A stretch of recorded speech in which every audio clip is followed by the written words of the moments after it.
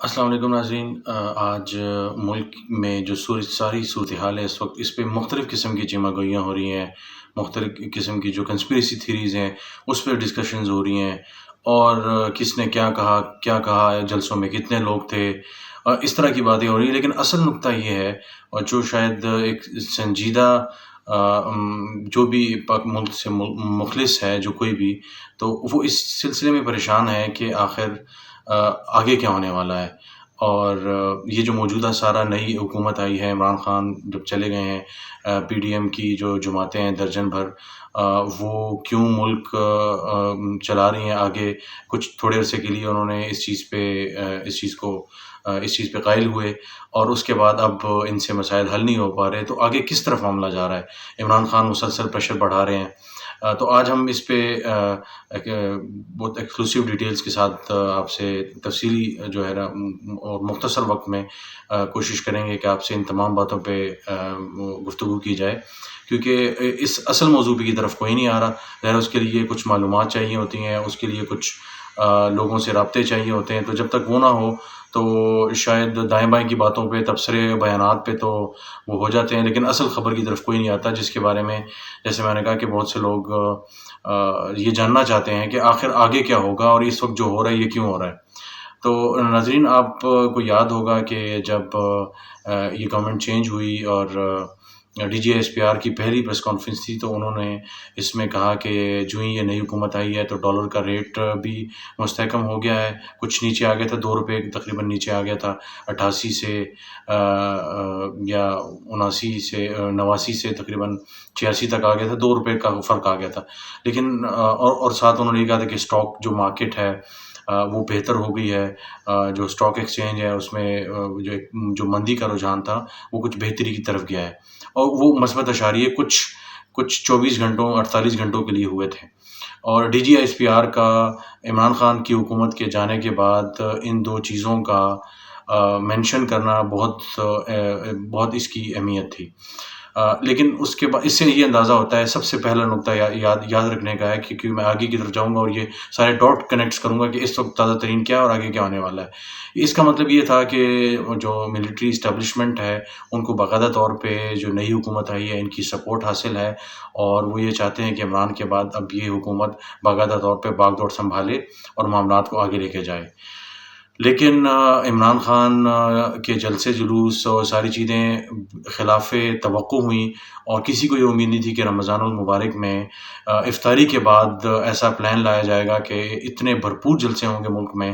کہ اس نے ہر طرح سے اوسان خطا کر دیے ہیں اداروں کے، اور اسپیشلی اگر ہم فوج کی بات کریں، جسے اور مختلف ایسے اور ادارے اس سے جڑے ہوئے جو اسٹیبلشمنٹ کہلاتے ہیں۔ تو اب اس کے بعد یہ ہوا کہ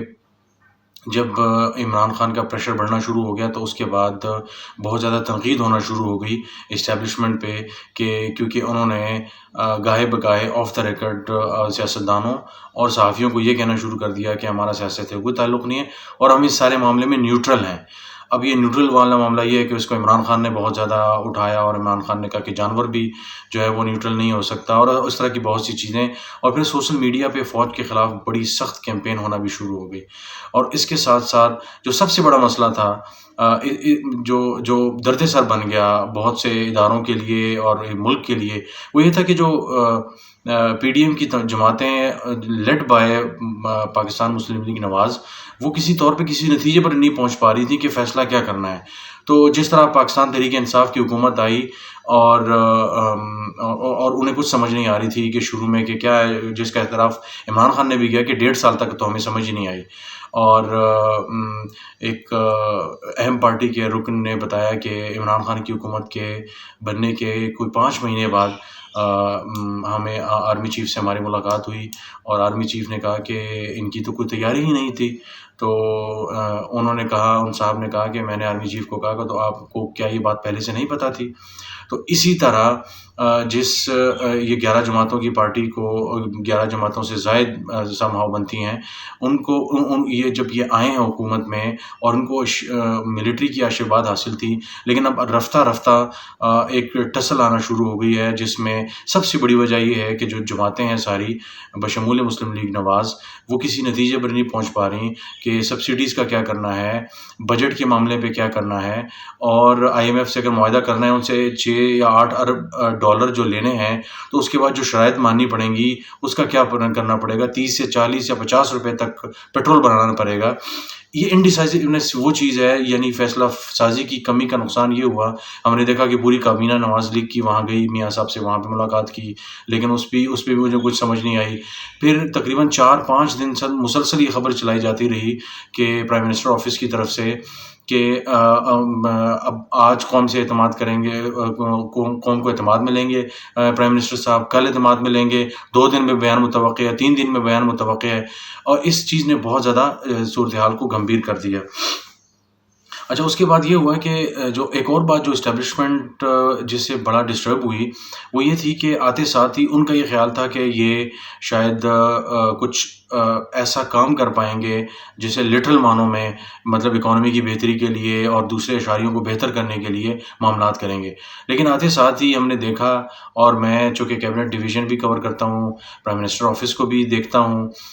اسلام آباد میں رہتے ہوئے بہت سی چیزوں کو قریب سے دیکھنے کا موقع بھی ملتا ہے، تو اس میں یہ ہوا کہ پچھلے دنوں کابینہ کے کچھ احباب سے ملاقاتیں ہوئیں، کابینہ ڈویژن کے، تو انہوں نے یہ کہا کہ ای سی ایل پہ دھڑا دھڑ لوگوں کے نام نکالے جا رہے ہیں، اور یہ سارے معاملات ایسے ہیں کہ جو بہت زیادہ اسٹیبلشمنٹ کے لیے حیران کن تھے۔ اور اسی طرح ایف آئی اے میں جو کیسز تھے، آج ایف آئی اے میں ان کی پیشی بھی تھی شہباز شریف صاحب کی، تو ایف آئی اے کو ایک قسم کے انڈائریکٹلی شاید یہ کہا گیا کہ معاملات کو روک دیا جائے اگر ختم نہ کیا جائے۔ اسی طرح حمزہ شہباز کا تو باپ بیٹے پہ بڑے سیریس قسم کے منی لانڈرنگ کے کیس تھے، ان تمام کیسز کی نسبت یہ 2 کیسز اتنے زیادہ سیریس ہیں کہ جس کے بارے میں سپریم کورٹ کے ججز کا بھی کہنا تھا ایک ہیئرنگ میں کہ اٹارنی جنرل کو انہوں نے کہا تھا کہ آپ ان کی بات نہ کریں، وہ تو کیسز بہت زیادہ سیریس ہیں۔ تو 7 سے 8 ہفتے ہونے کو ہیں، لیکن اس حکومت کی ابھی تک کوئی ہمیں رخ ہوتا نظر نہیں آ رہا کہ وہ کس طرف جانا چاہ رہے ہیں، اور اس کا نقصان یہ ہوا کہ ان کی جو ملٹری یا اسٹیبلشمنٹ کی جو سپورٹ تھی وہ بالکل اب تقریباً ختم ہوتی ہوئی نظر آ رہی ہے، اور اب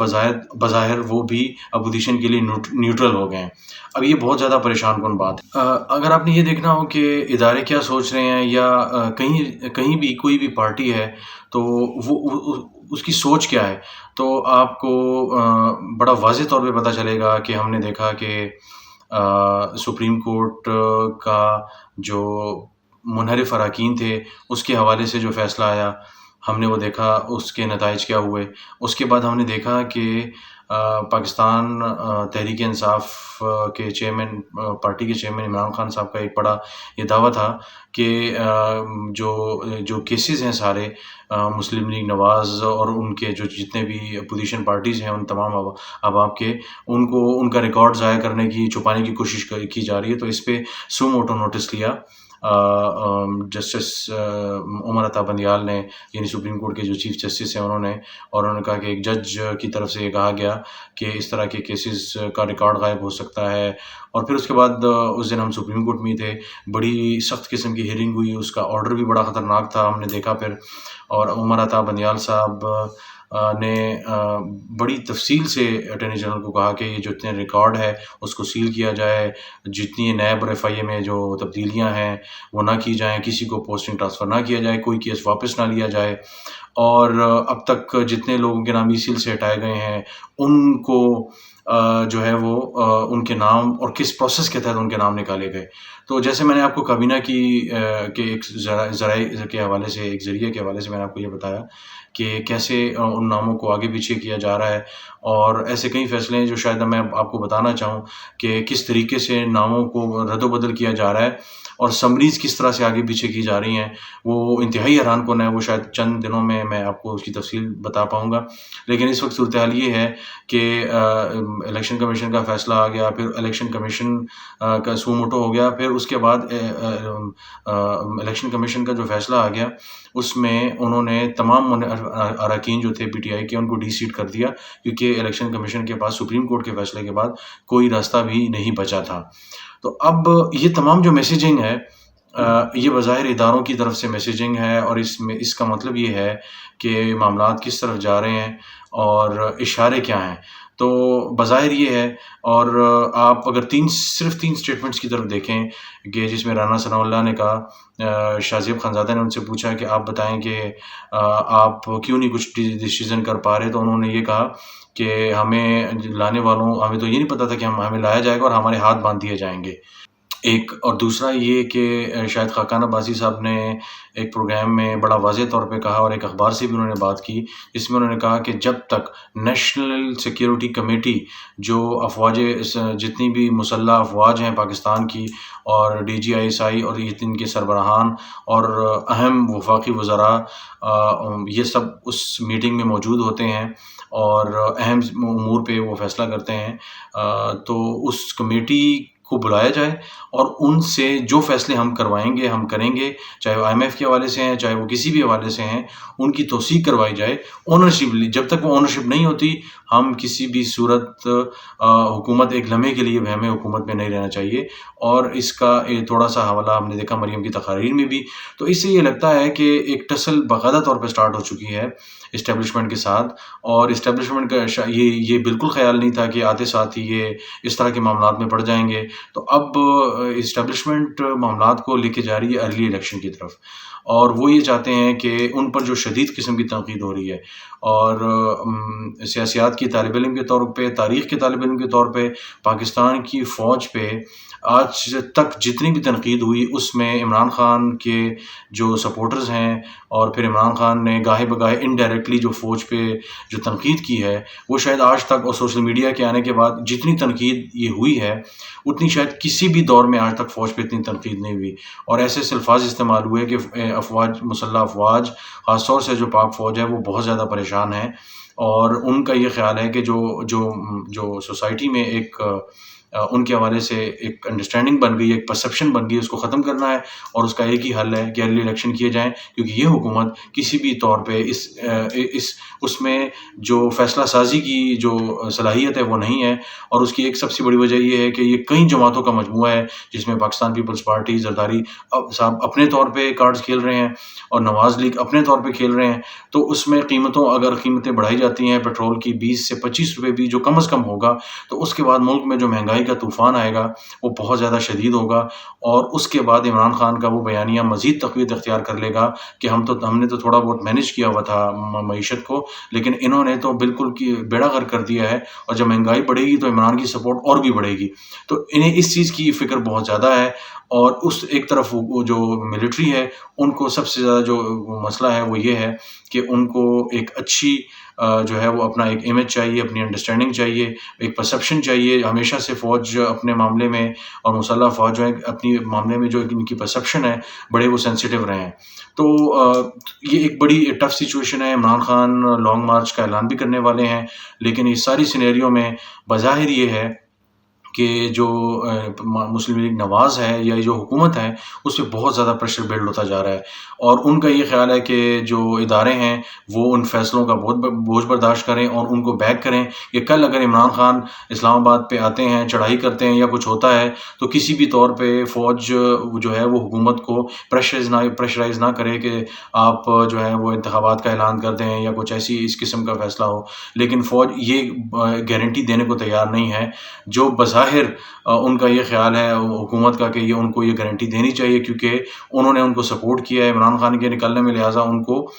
وہ جو ہے وہ سپورٹ دی جائے۔ تو اب یہ صورتحال بہت نازک ہے اس وقت ملک کے مستقبل کے حوالے سے بھی، لیکن تو اب آگے آنے والے دنوں میں کیا ہوتا ہے اس کے لیے شاید ہمیں چند گھنٹوں میں ہمیں صورتحال اور بھی واضح ہو جائے گی۔ تب تک کے لیے خدا حافظ۔